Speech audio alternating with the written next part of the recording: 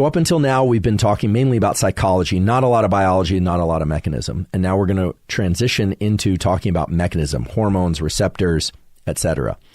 Puberty is a absolute biological event. It has a beginning and it has a specific definition, which is the transition into reproductive maturity.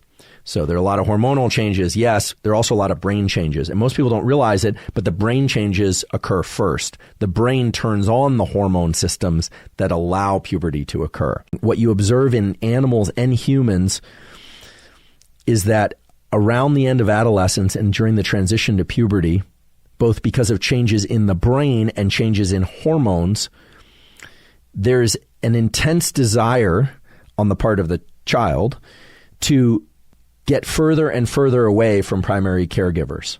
Mostly there's a desire to start spending more time with friends, more time with peers, and less time with adults. So there's something about these hormones that don't just allow sexual reproduction.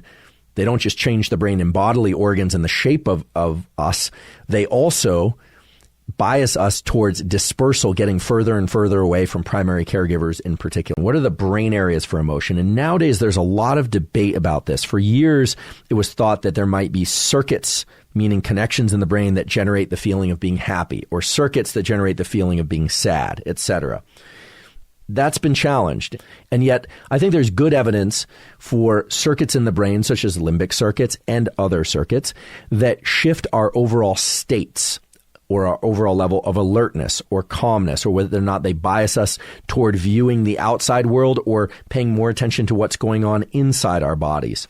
But the important thing to understand is that emotions do arise in the brain and body. As a young creature, an infant and young toddler, you were mainly focused inward and you started to understand what was going on outward as a way of predicting what would bring you relief, what would remove your anxiety. And that's where the fundamental rules of your experience, your emotional experience, were laid down.